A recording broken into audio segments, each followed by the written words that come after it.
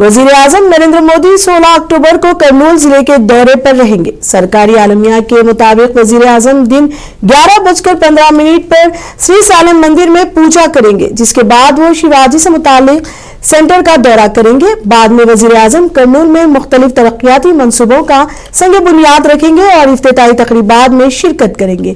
इन तरक्याती कामों की मजमूई मालियत तकरीबन 13,430 करोड़ रुपए रहेगी। करनूल जिले की तरक्की और अवामी फलाह व बहबूद के लिए मंसूबों पर काम हो रहा है।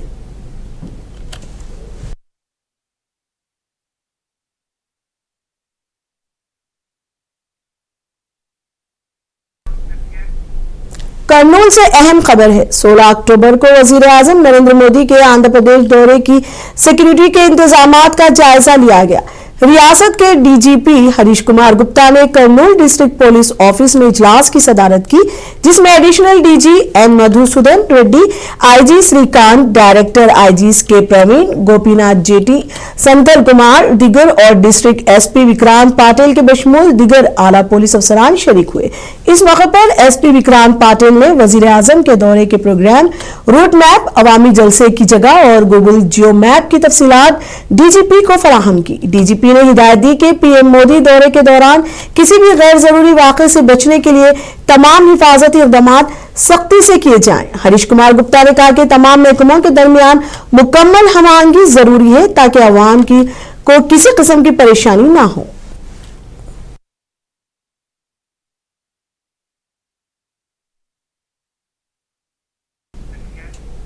नंदियाल से अहम खबर। वजीर-ए-आजम नरेंद्र मोदी के दौरे आंध्र प्रदेश की तैयारियां जोरों पर है। रियासती वजीरों की एक आला सतही टीम नंदियाल पहुंची, जहां 16 अक्टूबर को होने वाले वजीर-ए-आजम के तारीखी दौरे की तैयारियों पर जायजा इजलास मुनक्किद किया गया। ये अहम मीटिंग तेलुगु देशम पार्टी दफ्तर में मुनक्किद की गई, जिसमें रियासती वुज़रा एनएमडी फारूक, डॉक्टर नारायण गोटापाटी, रवि कुमार, राम प्रसाद रेड्डी के अलावा कई एमएलएज और पार्टी रहनुमा शरीक हुए। रियासती वजीरों ने मुश्तरका तौर पर कहा कि वजीर-ए-आजम नरेंद्र मोदी का रायलसीमा खिते का दौरा रियासत की तरक्की में संगमेल साबित होगा।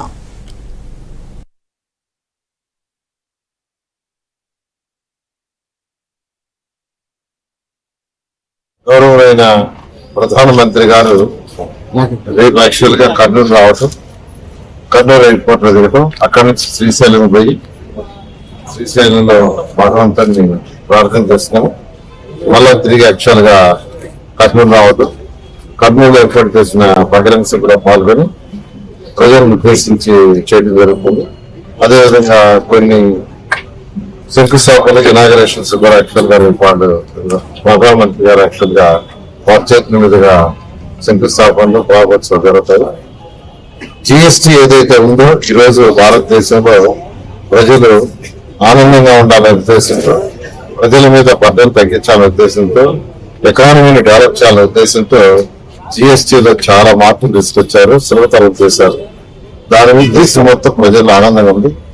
ఈ సందర్భంగా యాక్చువల్ గా ఈ యొక్క బహిరంగ సభను ఏర్పాటు చేయడం జరిగింది. నిజంగానే ప్రధానమంత్రి గారికి రాష్ట్ర ప్రజల తరఫున आंध्र प्रदेश के वजीर नारा लोकेश ने कहा है कि रियासती हुकूमत की तवज्जो हमाजहत इलाकाई तरक्की पर मरकूज है। उन्होंने बताया कि उत्तर आंध्रा में टीसीएस, कागनिजेंट और एक्सचेंजर जैसी बड़ी आईटी कंपनियां सरमायाकारी कर रही हैं, जबकि नेल्लूर के श्री सिटी में डाइकन, ब्लू स्टार और एलजी जैसे सनअती इदारे दिलचस्पी दिखा रहे हैं। नारा लोकेश ने मजीद बताया कि गोदावरी अजला में आबी ज़राअत को फरोग दिया जा रहा है। चित्तूर और कड़पा में इलेक्ट्रॉनिक्स मैन्युफैक्चरिंग शोबे को वसअत दी जा रही है और अमरावती में क्वांटम कंप्यूटिंग मुतारिफ कराई जा रही है। మా లక్ష్యం ఒకటే, ఒకే రాష్ట్రం, ఒకే రాజధాని, అభివృద్ధి వికేంద్రీకరణం. అనంతపూర్ని మొబిలిటీ వ్యాలీగా చేసి చూపించాం కియా మోటార్స్ వల్ల. నార్త్ అనంతపూర్, కర్నూలులో ఇప్పటికీ పెద్ద ఎత్తున రెన్యూబుల్ ఎనర్జీ పెట్టుబడులు వస్తున్నాయి, పంప్ స్టోరేజ్ ప్రాజెక్టులు వస్తున్నాయి. ఇంకో పక్కన సిమెంట్ ఫ్యాక్టరీ కూడా మనం చూస్తే కొన్ని క్లియర్ చేసాం, కొత్త ఫ్యాక్టరీలు 2 వస్తున్నాయి. ఇంకా ఒక 5-6 సిమెంట్ ఫ్యాక్టరీలు తీసుకొస్తాం. చిత్తూరు, కడపకు వచ్చేగల పెద్ద ఎత్తున ఎలక్ట్రానిక్స్ మ్యానుఫ్యాక్చరింగ్ ఎకో సిస్టమ్ గా తీర్చిదిద్దుతున్నాం. అనేక పెట్టుబడులు కూడా ఇప్పటికీ వచ్చినాయి. నెల్లూరు జిల్లా మీరు చూస్తే శ్రీ సిటీ, గ్రేటర్ ఎకోసిస్టమ్ లో కూడా అనేక పెట్టుబడులు ఈ ప్రభుత్వ అధికారులకు వచ్చిన తీసుకొచ్చాం. ఎల్జీ ఎలక్ట్రానిక్స్ కూడా పెద్ద ఎత్తున పెట్టుబడులు అక్కడ నెల్లూరు జిల్లాలో కూడా పెడతాం జరిగింది. ఇప్పటికీ 50% భారతదేశం ఎయిర్ కండిషనర్స్ మనం తయారు చేస్తున్నాం. డైకన్, బ్లూ స్టార్ ఎక్స్పాన్షన్కి వెళ్తున్నారు. ఎల్జీ పెట్టుబడులు పెడుతున్నారు. దీనివల్ల అది దాదాపు 80% వెళ్తే దానికి ఆస్కారం ఉంది. ఇంకో పక్కన మీరు చూస్తే Skyroot, India SpaceX అంటే శాటిలైట్ లాంచ్ చేసి ప్రైవేట్ సంస్థకి 300 ఎకరాలు, ఎకరం 5 లక్షలకి వాళ్ళకి ఇచ్చాం. ఎకరం 5 లక్షలకి ఇచ్చాం. ఎందుకంటే మందరూ స్పేస్ సిటీ కట్టాలని అది చేశాము. ప్రకాశం జిల్లాలో మీకు తెలుసు రిలయన్స్ ఇండస్ట్రీస్ పెద్ద ఎత్తున కంప్రెస్ బయోగ్యాస్ పెట్టుబడులు తీసుకొస్తున్నాయి. ఇప్పటికీ లీజ్ లో आंध्र प्रदेश के वजीर नारा लोकेश ने रियासत की सनअती तरक्की के लिए क्लस्टर पर मबनी हिकमत अमली के हवाले से तफसीलात बताई. उन्होंने कहा कि हुकूमत का मकसद मुख्तलिफ सनअती शोबों जैसे इलेक्ट्रॉनिक्स, सीमेंट, ऑटोमोटिव, बायोगैस और कर्नूल ड्रोन सिटी के लिए 100 किलोमीटर के दायरे में मुकम्मल इंडस्ट्रियल इकोसिस्टम कायम करना है. उन्होंने मजीद कहा कि ग्रेटर विशाखापट्टनम इकोनॉमिक कॉरिडोर रियासत में सरमायाकारी का एक अहम मरकज बनेगा. క్లస్టర్ బేస్డ్ అప్రోచ్ చాలా చాలా అవసరం. ఎలక్ట్రానిక్స్ మ్యానుఫ్యాక్చరింగ్ అంటే ఒక ఎకోసిస్టమ్ రావాలి. 100 కిలోమీటర్ రేడియస్ లో major end to end ecosystem create చేయాలి. సో అంటే మీ మొబైల్ ఫోన్ తీసుకుంటే దానికి ఉన్న casing, housing, camera module, lens, chip manufacturing, display అంతా 100 కిలోమీటర్ రేడియస్ లో మ్యానుఫ్యాక్చర్ అవ్వాలి. That is called vertical integration. Horizontal వచ్చేగల స్కిల్ డెవలప్మెంట్, నా హెచ్ఆర్డీ మినిస్ట్రీ వస్తుంది. స్కిల్ డెవలప్మెంట్, ఎక్విప్మెంట్ టెస్టింగ్ మన బ్లూ స్టార్ లీడర్షిప్ తో కలిసి మనం అదే డిస్కస్ చేశాం. వాళ్ళకి హీట్ పంప్ ఆంధ్ర రాష్ట్రం తయారు చేస్తే జర్మనీకి పంపించాలి టెస్టింగ్ కి, సర్టిఫికేషన్ కి. ఆ సర్టిఫికేషన్ ఎందుకు ఆంధ్ర రాష్ట్రం ఉండకూడదు, ఇదే ఎకో సిస్టమ్ లో మీరు పెట్టండి అని వాళ్ళు కూడా మేము పెట్టుబడులు పెడతాం ఆ ఎకో సిస్టమ్ కానీ వాళ్ళు కూడా చెప్తాం కానీ. సో వర్టికల్ హారిజాంటల్ ఇంటిగ్రేషన్ చేస్తున్నాం. సో అందుకే కంప్రెస్డ్ బయోగ్యాస్ అంతా ఒక జోన్ లో, ఎలక్ట్రానిక్స్ మ్యానుఫ్యాక్చరింగ్ ఒక జోన్ లో, సిమెంట్ మ్యానుఫ్యాక్చరింగ్ ఒక జోన్ లో, ఆటోమోటివ్ ఒక జోన్, డ్రోన్ సిటీ కర్నూల్ అట్లా ఒక జోన్ లో. క్లస్టర్ బేస్డ్ అప్రోచ్ అనేది ఆంధ్ర రాష్ట్ర ప్రభుత్వం తీసుకుని 2047కి साबिक सदर जमहूरिया हिंद डॉक्टर APJ अब्दुल कलाम की जयंती मनाई जा रही है. इस मौके पर आंध्र प्रदेश के वजीर आला चंद्रबाबू नायडू ने मरहूम और मशहूर साइंसदान को जबरदस्त खिराज अकीदत पेश किया.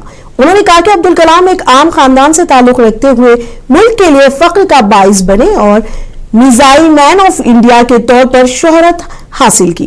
उनके ख्यालात और तकारीर ने नौजवानों में नई रूह फूंकी और लाखों लोगों के लिए वो एक मिसाली शख्सियत बन गए. वजीर आला ने कहा कि डॉक्टर कलाम न सिर्फ एक अजीम साइंसदान और सदर ममलिकत थे बल्कि एक गैर मामूली इंसान, दोस्त और बावकार शख्सियत के तौर पर तारीख में हमेशा याद रखे जाएंगे.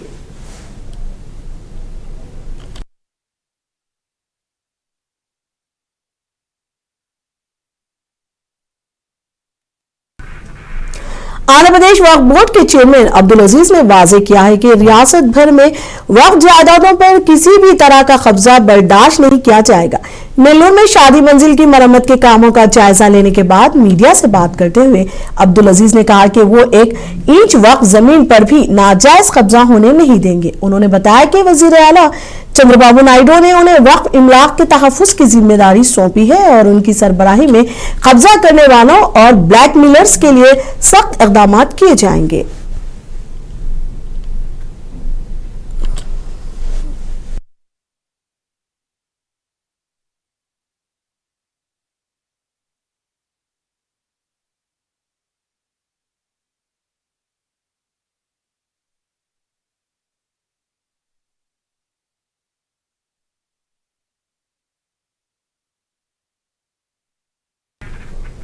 कर्नाटक के वजीर आला सिद्धारामैया का कहना है कि रियासती हुकूमत तमाम मुकामी बल्दियाती इदारों के इंतखाबात कराने के लिए तैयार है.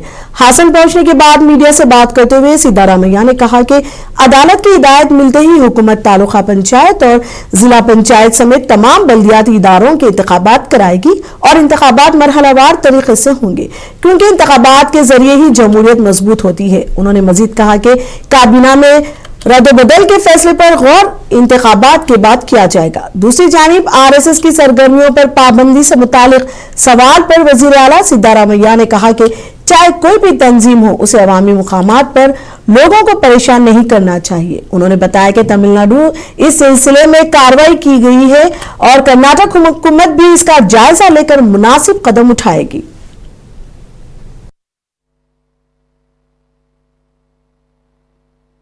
ವರ್ಷನೂ ಬಂದಿದ್ದೀನಿ ಹಾಸನಾಂಬೆ ದರ್ಶನ ಮಾಡಲಿಕ್ಕೆ ಈ ವರ್ಷನೂ ಬಂದಿದ್ದೀನಿ. ಈ ವರ್ಷ ಬಹಳ ಅಚ್ಚುಕಟ್ಟಾಗಿ ಮಾಡಿದ್ದಾರೆ.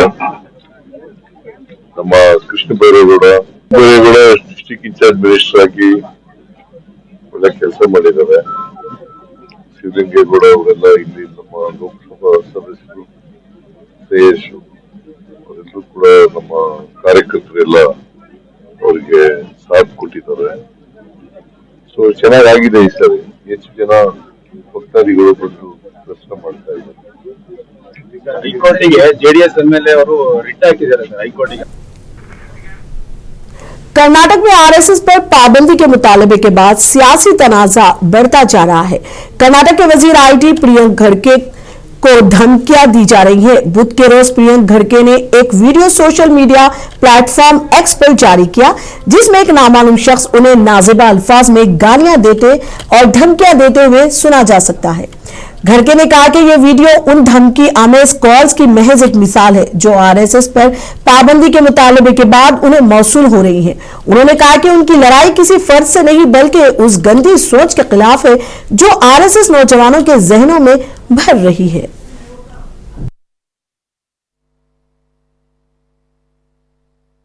There are threat calls.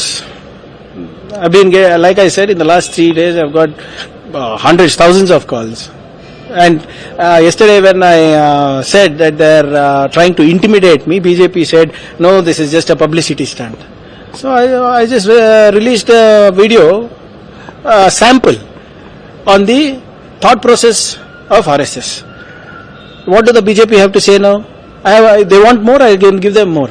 I have 25-30 such recordings of RSS people abusing me, my father, my mother, my wife, my sister, my family, my friends. They were abusing Rahul Gandhi ji, Priyanka Gandhi ji, Kharge ji. How many videos do they want? I will send it to them. But they have to clarify whether this thought process that is there, the skewed thought process, the radicalization of youth that is happening in the shakas, is that right? Karnataka में RSS पर वजीर प्रियंक खड़गे के बयान के बाद सियासी तनाजा शिद्दत इख्तियार कर गया है। बेंगलुरु में कानून साज काउंसिल में अपोजिशन लीडर सी नारायण स्वामी ने खड़गे पर सख्त तनकीद की। बीजेपी लीडर का कहना है कि प्रियंक खड़गे अपनी जिम्मेदारियों से बरीजुमा हो चुके हैं और सियासी फायदे के लिए ऐसे बयानात दे रहे हैं।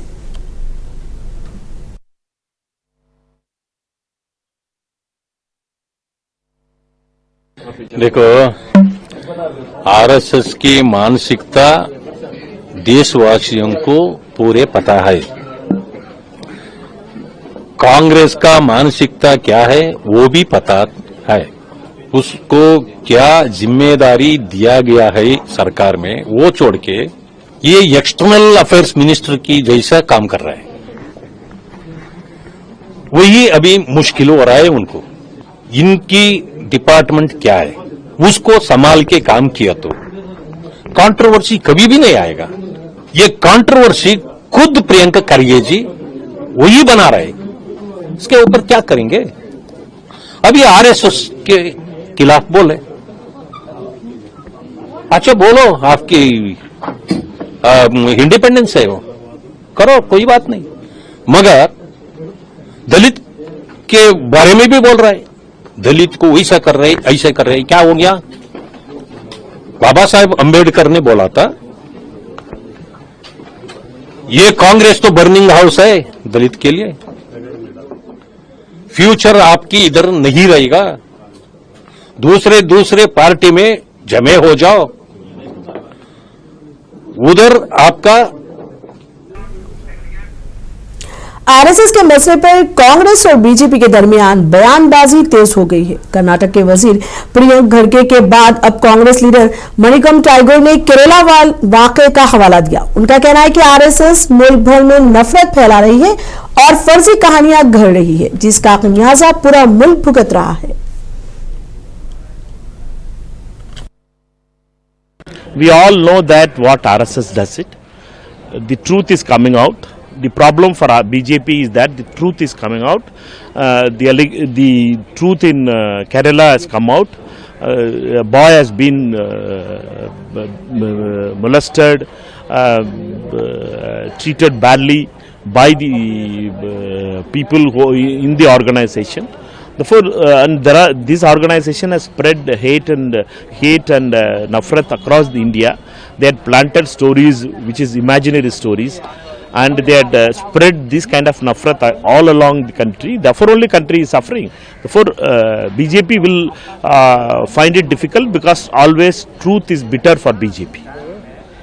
We are तेलंगाना से अहम खबर है। तेलंगाना जागृति की सदर के कविता ने ऐलान किया है कि वो 25 अक्टूबर से रियासत के तमाम 33 अजला का दौरा करेंगे।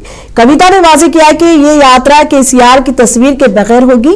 उन्होंने कहा कि अगरचे केसीआर एक अजीम रहनुमा है, लेकिन वो इसी सियासी पार्टी के सरबराह भी हैं जिसने उन्हें मुअत्तिल किया, और अब वो तेलंगाना जागृति को मजबूत बनाने और अवाम से बराह रास्त राब्ता करने के लिए यात्रा शुरू कर रही है।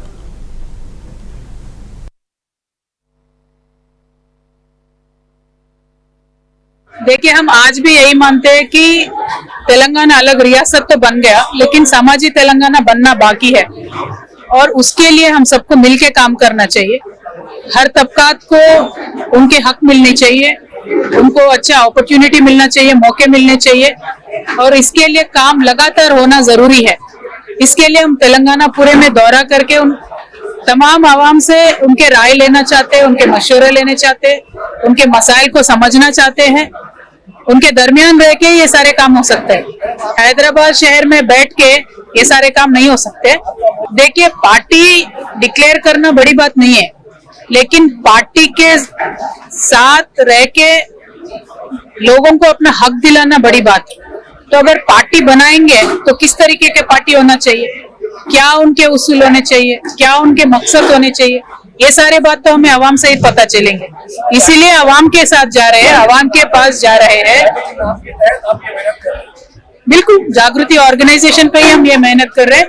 लोगों के राय सारे जुटाएंगे, उसके बाद में जो प्रोग्राम है उसके लिए डिसाइड करेंगे। देखिए, हम हैदराबाद के जुबली हिल जिमनी इंतखाब के लिए बीजेपी ने अपने उम्मीदवार का ऐलान कर दिया है। दीपक रेड्डी को बाज़ाब्ता तौर पर बीजेपी उम्मीदवार नामजद कर दिया गया है। जुबली हिल जिमनी चुनाव के लिए बीजेपी के लिए कई लीडरों के नाम ज़ेर गौर थे, लेकिन पार्टी क़यादत ने दीपक रेड्डी के हक में फैसला किया। वाज़ेह रहे कि 2023 के असेंबली इंतखाब में दीपक रेड्डी जुबली हिल से मुकाबला करके तीसरे नंबर पर रहे थे।